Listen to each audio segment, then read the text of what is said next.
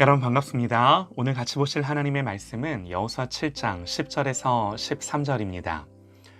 여호와께서 여호수아에게 이르시되 일어나라 어찌하여 이렇게 엎드렸느냐 이스라엘이 범죄하여 내가 그들에게 명령한 나의 언약을 어겼으며 또한 그들이 온전히 바친 물건을 가져가고 도둑질하며 속이고 그것을 그들의 물건들 가운데 두었느니라.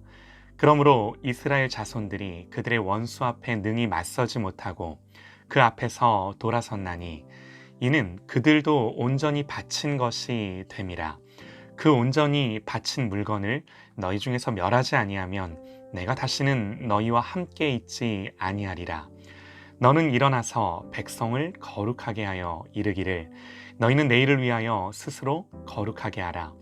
이스라엘의 하나님 여호와의 말씀에 이스라엘아 너희 가운데 온전히 바친 물건이 있나니 너희가 그 온전히 바친 물건을 너희 가운데서 제하기까지는 내 원수들 앞에서 능히 맞서지 못하리라. 아멘. 먼저 거룩하게 하라 라는 제목으로 하나님의 말씀 듣겠습니다. 아이성 전투의 패배, 여호수아의 실패죠. 사실 성경에 기록된 여호수아라는 인물의 유일한 실패가 아닐까 하는데요. 물론 여호수아에게도 과오가 전혀 없는 건 아니죠. 그러나 그에게 있어서 실패라고 할 만한 사건은 이 아이성 전투가 유일합니다. 사실 우리는요, 성공을 통해 배우는 것보다 실패를 통해 배울 때가 더 많은데요. 어떤 인물을 보면서도 마찬가지죠. 누군가의 성공담이 좋은 자극이 되기도 하지만 누군가의 실패를 보면서도 배울 게 참 많은 거죠. 그런 차원에서 여호수아의 실패는 좋은 교훈이 되고 영적인 배움의 기회가 되는데요.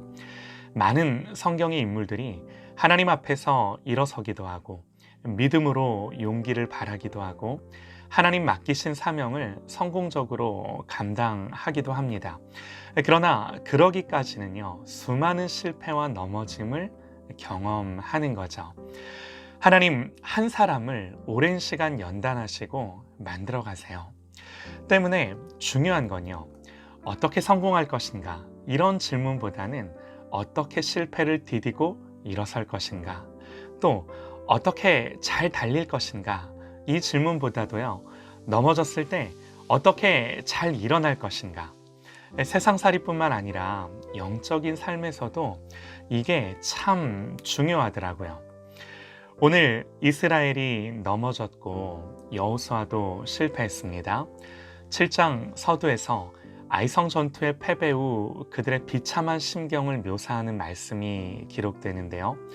백성 중 3,000명쯤 그리로 올라갔다가 아이 사람 앞에서 도망하니 아이 사람이 그들을 36명쯤 쳐 죽이고 성문 앞에서부터 스바림까지 쫓아가 내려가는 비탈길에서 쳤으므로 백성의 마음이 녹아 물같이 된지라. 아이성 전투에서 패하고 백성들의 마음이 녹아 물같이 됐답니다. 여러분, 우리가요, 이럴 때가 있어요. 아무리 믿음이 좋고 강건한 듯 하다가도 다급한 일을 만나고 어려운 일을 만나면 우리의 마음이 녹아 물같이 될 수 있습니다. 어느 순간 마음이 무너져 있는 우리 자신의 모습을 보게 되고요. 여리고에 대단한 승리가 있다 하더라도 그 기억은 금세 사라지고 아이성의 패배로 낙심과 좌절이 우리의 마음 가운데 찾아오는 거죠. 우리가 그래요. 그러나 성경이 우리에게 이 실패 속에 주시는 메시지가 뭐예요? 첫 번째는요, 우선 한 번의 실패로 하나님께 버림받지 않습니다. 우리가 이 사실을 반드시 기억해야 해요. 한 번의 실수 때문에, 한 번의 패배 때문에, 한 번의 과오 때문에, 한 번의 범죄 때문에 우리가 하나님께 영원히 버림당하는 것이 아님을 반드시 기억하십시오. 한 번이 아니라고요? 좋습니다. 그러면 예수님 베드로에게 하신 말씀을 떠올려 보시죠. 베드로가 나와 이르되 주여 형제가 내게 죄를 범하면 몇 번이나 용서하여 주리이까? 7번까지 하오리이까? 예수께서 이르시되 내게 이르노니 7번뿐만 아니라 7번을 70번까지라도 할지니라. 예수님이요, 친히 이렇게 용서하라고 말씀하셨어요. 때문에 저와 여러분은 하나님 앞에서 이미 이렇게 용서받았고 앞으로 이렇게 용서받으며 사는 것입니다. 그러나 여러분, 우리가 반드시 기억해야 할게요. 여기에는요, 너무나도 중요한 영적인 원리가 있습니다. 요한일서 1장 9절입니다. 만일 우리가 죄가 없다고 말하면 스스로 속이고 또 진리가 우리 속에 있지 아니할 것이요 만일 우리가 우리 죄를 자백하면 그는 미쁘시고 의로우사 우리 죄를 사하시며 우리를 모든 불의에서 깨끗하게 하실 것이요. 하나님 앞에서 죄를 자백하고 인정하고 엎드리는 거죠. 오늘 말씀은 그렇게 여호수아가 엎드렸을 때 이스라엘의 죄를 깨닫게 하시는데요. 이스라엘이 범죄하여 내가 그들에게 명령한 나의 언약을 어겼으며 또한 그들이 온전히 바친 물건을 가져가고 도둑질하며 속이고 그것을 그들의 물건들 가운데 두었느니라. 하나님이요, 이렇게 엎드리고 기도할 때 하나님 죄를 생각나게 하시고 깨닫게 하세요. 그러면서 이제 이 말씀 앞에서 범인을 색출하는데 그 방법이 독특합니다. 처음에 어느 지파인지를 뽑고, 두 번째는 그 지파의 어느 가문인지를 뽑고, 세 번째는 그 가문의 어느 집안인지를 뽑고, 네 번째 가서야 누구인지를 뽑아요. 말씀을 보면 이에 여호수아가 아침 일찍이 일어나서 이스라엘을 그의 지파대로 가까이 나오게 하였더니 유다 지파가 뽑혔고, 유다 족속을 가까이 오게 하였더니 세라 족속이 뽑혔고, 세라 족속의 각 남자를 가까이 나오게 하였더니 삽디가 뽑혔고, 삽디의 가족 각 남자를 가까이 나오게 하였더니 유다 지파 세라의 증손이요 삽디의 손자요 갈미의 아들인 아간이 뽑혔더라. 하나님 왜 이렇게 하셨을까요? 그냥 불러내시면 되는데 그냥 그 당시 통용되던 방법이겠거니 생각할 수도 있겠지만, 말씀 가운데 주시는 마음은요, 용의자가 좁혀오면서 회개하고 자복할 시간을 주시려 한 건 아닐까. 이건 말씀을 보면서 제 개인적인 생각이에요. 만약에 징계의 손길이 다가오고 있음을 깨닫는 이 영적인 민감함이 있어서 이미 엎질러진 물이지만 그 잘못을 깨닫고 죄를 자백하고 회개했더라면 아간은요, 새로운 내일을 기대해도 좋지 않았을까요? 어디까지나 저의 생각입니다.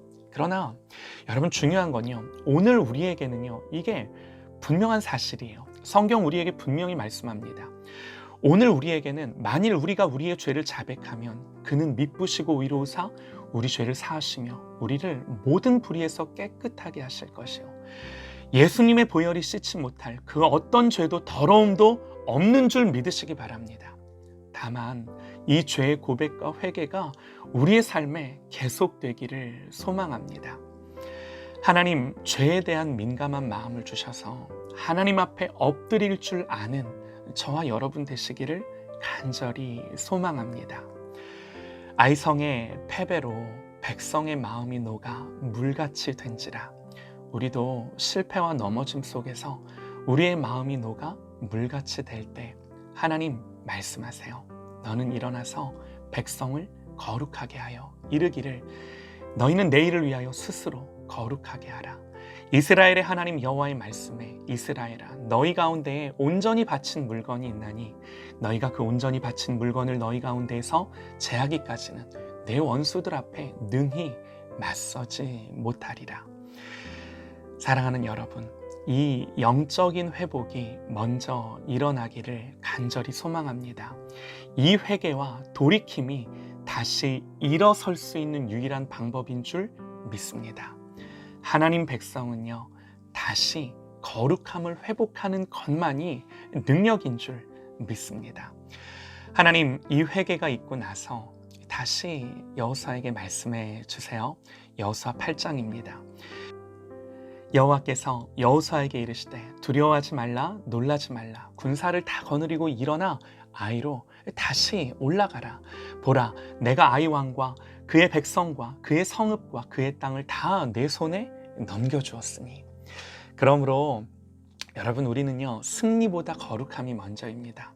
여러분, 우리는요, 성공보다 거룩함이 먼저입니다. 이 거룩함이 먼저가 되는 저와 여러분 되시기를 간절히 기도합니다.